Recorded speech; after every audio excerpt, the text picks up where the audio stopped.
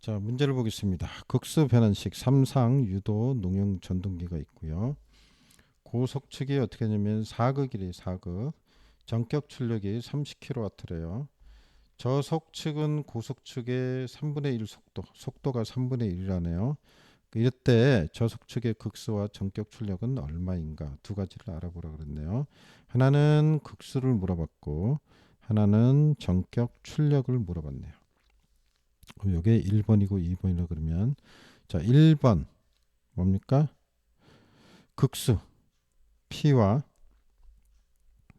N에 이제 관한 건데 그럼 우리가 이 식을 어디서 가져올 수 있냐면 우리가 동기 속도 공식에서 가져올 수 있죠. 이게 P분의 120F라는 공식 있죠. 자, 여기서 가져오면 여기서 속도와 N과 P의 관계는 서로 어떻게 돼요? N은 P와 반비례 관계로 있는 걸 알 수가 있죠. 그러면 극수 입장에서 보면 n분의 이렇게 속도와 반비례 관계라고 할 수 있죠. 근데 속도가 여기가 어떻게 돼요? 3분의 1이 된다 그랬잖아요. 그럼 우리가 극수를 여기서 알아야 되니까 극수를 구해야 되는 거니까 어떻게 돼요? 요거는 반비례죠. 요거는 반비례.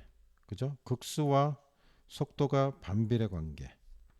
이렇게 볼 수 있고 그걸 한번 뒤집은 게 아래쪽이 될 수 있죠. 그러니까 반비례 관계인 속도가 3분의 1배라는 거냐? 반비례 관계로 했을 때 나온 속도가 3분의 1배라고요. 극수로 하면 그거에 또 반비례니까 3배가 된다는 얘기죠. 극수는. 그래서 극수가 처음에 주어진 게 얼마예요? 4극이라 그랬으니까 이게 4극이니까 4극. 3배가 되는 거죠. 이 관계가. 그래서 결국은 4 곱하기 3 이렇게 하면 12극. 요게 답이 되겠죠. 그래서 여기 답은 12극이 된다. 이게 답. 자, 두 번째 문제를 보겠습니다. 두 번째 문제를 보니까 두 번째 문제는 어떻게 됐나요? 전격 출력. 전격 출력. 근데 우리가 토크식에서 가져오면 되는데요. 토크는 어떻게 됩니까? 이거 기억나시죠? 0.975에 여기가 P 출력 아웃이죠. 출력이고 여기가 N 이렇게 되죠. 속도 이렇게 되는 거 아닙니까? 여기서 이 둘 간의 관계를 봐야죠. P하고 N의 관계. 자, 분자 분모로 있으면 어떻게 되죠? 위에가 커지면 어떻게 돼야 돼요? 아래도 커져야죠. 값이 그대로 유지가 되려면 이퀄 관계니까. 아래가 작아지면 아래. 둘 다 비례 관계인 걸 알았을 때 P와 N은 비례 관계이다. 비례 관계이다. 비례 관계이다 그랬어요. 그래서 여기가 속도와의 관계니까 속도가 아까 어떻게 된다 그랬어요?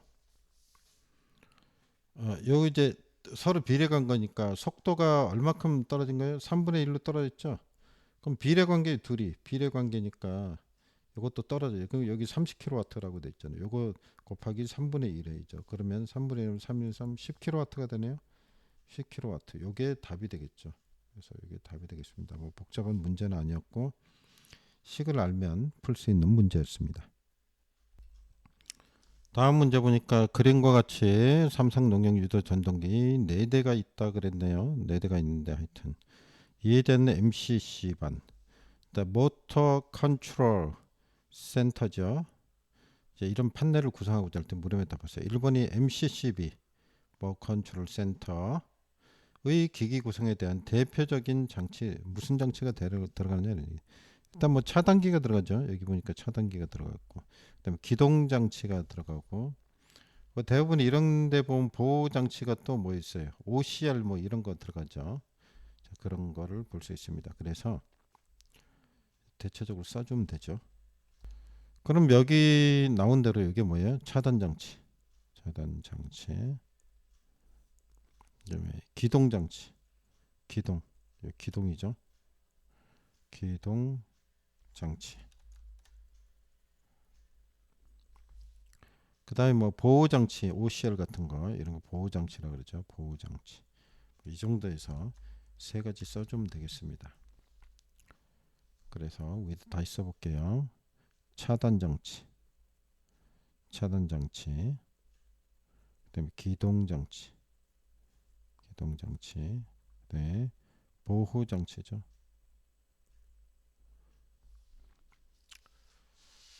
뭐 제어 및 보호장치 이렇게 쓰면 되겠습니다. 그 다음에 이제 전동기 기동 방식을 기기 수명과 경제적인 면을 고려하는 어떤 뭐 기동 방식에 대해서 농형 유도 전동기의 기동 방식에 대해서 쓰라는 거죠. 그러면 우리가 배운 게 있죠. 이번에 이제 기동 방법을 물어보는 건데 모터가 보니까 380부터 삼상이네요. 100kW예요. 그러면 상당히 센 건데 뭐 전체가 그렇다는 얘기겠죠. 뭐 한 개가 그런 건지는 모르겠지만 어쨌든 용량이 크다. 4개라도 이게 25kW씩이죠. 25kW, 25kW, 25kW. 저희 회사에도 이게 솥단지가 하나 있는데 대침 솥이죠. 큰 물 끓이는 솥인데 이게 하나에 80kW짜리가 있어요. 그래서 보통 차단기가 175A짜리 달려 있거든요.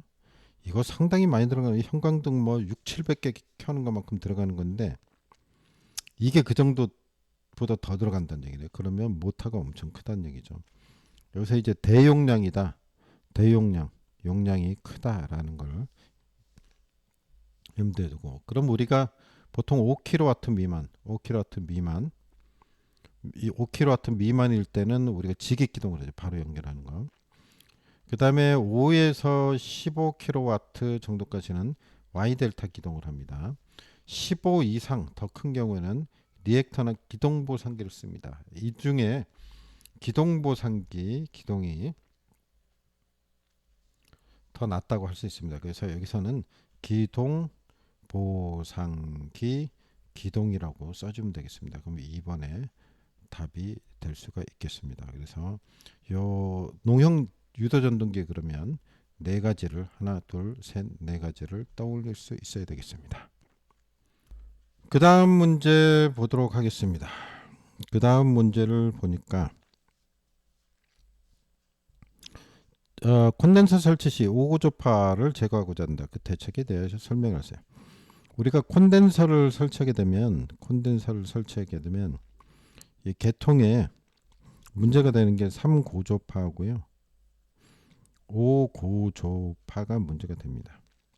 꼭 콘덴서 설치가 아니라도 이제 이 3고조파를 없애기 위해서는 어떻게 합니까? 델타 결선을 하죠. 이렇게 콘덴서를 델타로 연결한다고 이렇게 삼각형 형태로 그래서 이렇게 결선을 하죠. 이거 배전함 열어보면 이런 거 설치된 거 볼 수 있습니다. 제가 전에도 사진에도 보여드렸는데 이게 이제 3고조파 없애기 위해서 델타 결선하고 5교 고조파를 없애기 위해서는 어떻게 돼요? 직렬 리액터를 합니다. 직렬 리액터. 직렬로 단단 얘기죠. 그래서 두 가지를 알아두시면 되겠다 이런 얘기죠. 그럼 직렬 리액터란 얘기는 여기다 콘덴서 설치한 여기다 직렬로 이렇게 단단 얘기죠. 이렇게 직렬로. 요거를 우리가 전에도 배웠겠지만 없애는 원리는 요 콘덴서하고 요거 L이고 C 성분인데 두 개의 공진을 이용해서 없애는 거죠. 그러니까 오메가 L은 오메가 C분의 1이잖아요. 요걸 같게 만든다는 얘기죠. 요 원리를 이용해서 이제 그 고조파를 없앤다 이런 얘기입니다. 이게 여기서 이제 오메가가 주파수니까 오메가는 주파수가 5배가 되는 거니까 5고조파는 여기다 이제 5를 넣으면 되겠죠. 자, 이런 식으로 해서 넣는다 이겁니다. 그래서 이게 공지를 이용하는 거다. 그 원리는. 이거 전에도 했겠지만 조금 더 보면요. 여기 계산식에서 5를 이쪽으로 넘기면 자 이렇게 볼 수 있죠. 요거 넘기면 요게 XL이 되죠. XL이 되고 여기가 25가 되죠. 그러면 25분의 1이 되고 앞에 이게 넘어오면 5가 그 다음에 오메가 C분의 1이 여기 XC가 되죠. 그래서 앞에 거를 요 분을 계산을 하면 얼마가 나오냐면 25분의 1이 계산되면 이게 0.04입니다. 그러니까 콘덴서 리액턴스의 0.04배를 넣으면 된다. 이게 이제 그래서 우리가 여기서 리액턴스 이제 리액터의 용량을 계산하는 식이라고 볼 수도 있죠. 그래서 리액터 용량 뭐 이런 얘기 필기 때 한 거 기억나실 겁니다. 근데 0.04가 몇 퍼센트냐면 4%죠. 이게 4%. 그래서 콘덴서 용량의 4%. 요게 이제 계산값입니다. 계산. 다시 말해서 이론 값이고 조금 여유를 줘서 실제로는 어떻게 하냐면 5에서 6%를 투입을 한다.